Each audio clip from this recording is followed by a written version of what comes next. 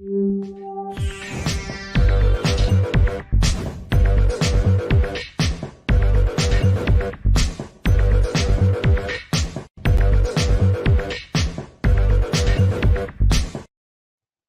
everybody, welcome to the show. You know where you are, the 9 at 9 with me, Tigo. And if you're watching this live, May, second week of May, second Wednesday of May, 2022, then Dr. Waz coming up. And we're going to get to talk to her about understanding investing.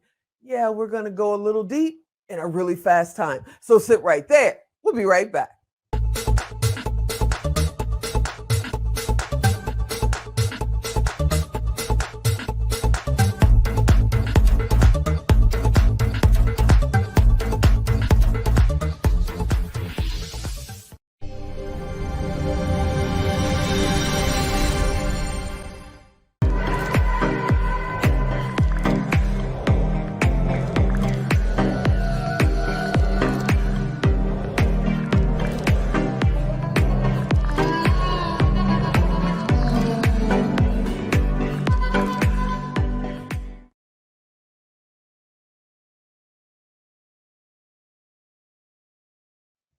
Yep, you heard me right. We're going to talk about understanding investments and understanding investing. In this time when everybody's talking about crypto and metaverse and blah, blah, blah, blah, blah, if you don't understand basic investing, Bitcoin's going to drive you to drink. I'm just telling you. So we called Dr. Y and said, will you come and explain this to us? Hey, Dr. Y, you out there? Hey, Tigo, how are you? I am good. How are you? I'm fabulous. That's awesome. Okay. Bitcoin and stock market and investing in business, and people don't understand the basic, like we did in college, the basic 101 of what investing is. Can you kind of give us a little tip, an introduction to that? Yeah, investing is something that they don't teach us in school. Mm-hmm. Right? And so there's a lot of, when people hear the word investing, they get cold feet because there's just so much out there, right? So I Right. think learning, just like we go to learn anything, you have to be on the journey of educating yourself in whatever asset class you want to start investing in. But Okay. and you have to understand each investment class, the pros and cons, and the risk adjustment for each asset class.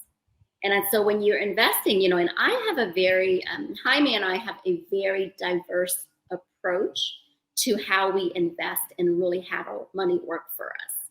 And so it's really important when you're trying to budget out and you do a financial analysis of where you are and really set aside an X amount of your, and make that part of your routine when you budget out to see what percentage do you automatically set aside that's going to be investing money. Because the goal of investing is having your money work for you instead of you working for your money.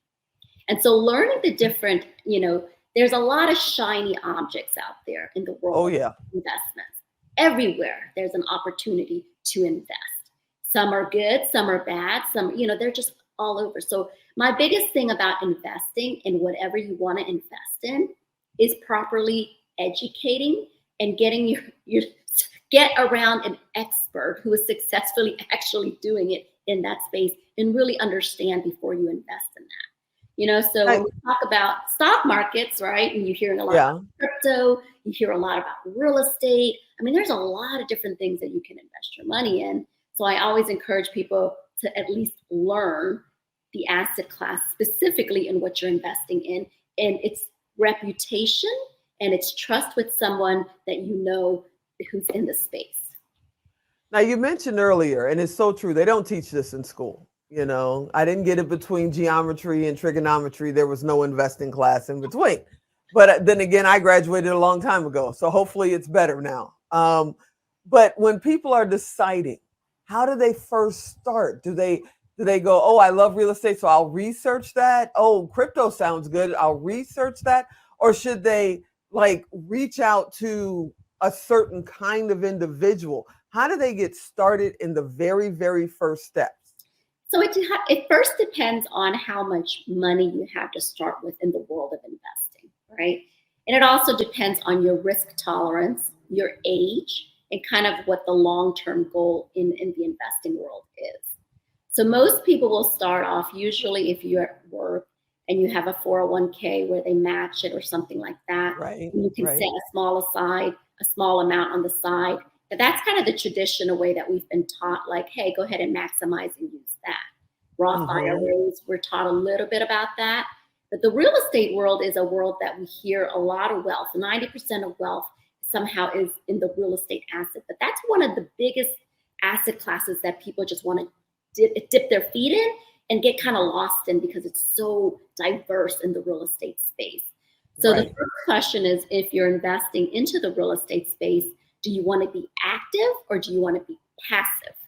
And so when you're first getting your feet, just wet and you're learning, I encourage people to passively invest and learn the ropes first before they're trying to put out a whole lot of money and go do it on their own, unless they get into a mentorship program and they have the time and really want to get their, that's what they actively want to do, and they have the time and money set aside to be able to do that to cushion themselves. But if not, the best way is to passively invest, leverage an experienced team to do the real estate, and then go from there, whether it's single family, whether it's multifamily. There's all these different models where you can passively invest and leverage an experienced team to do the work for you, What right? about angel investors? What about, a cousin, a brother, a sister is starting a business and, you got a little nest egg and you want to help them out. So you're thinking, hey, I'll go in, I'll be an angel investor and I'll help you get your business started. Is that something that you would recommend? How would you approach that if it was you? Yeah, if you're an angel investor, just know that if you're looking for cash flow up front, that's not the vehicle. If you're looking for like, okay, it might be a few years, and it's a, so depends on the business, depends on how much you know about it or what you believe in the person carrying that.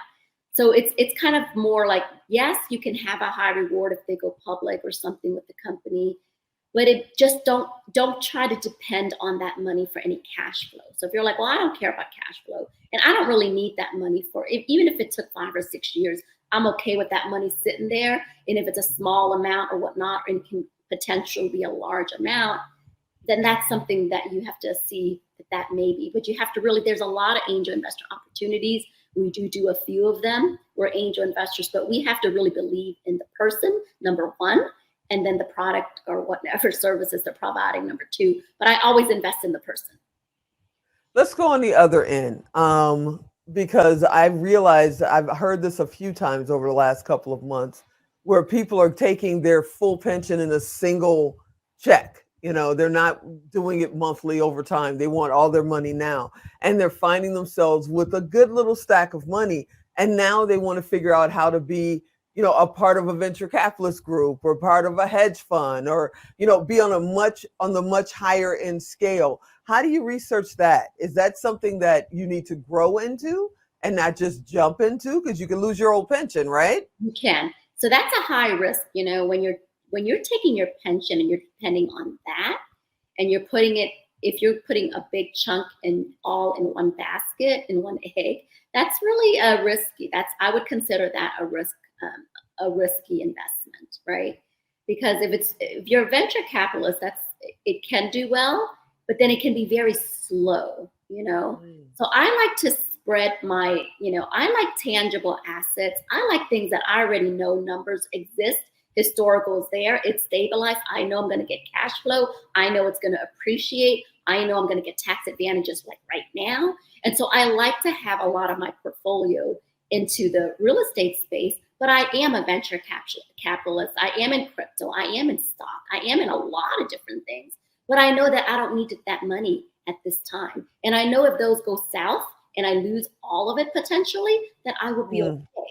So the investment strategy has to be different for everyone. But if you're taking all of your pensions out and you're depending on that, that to me is a high risk. Okay.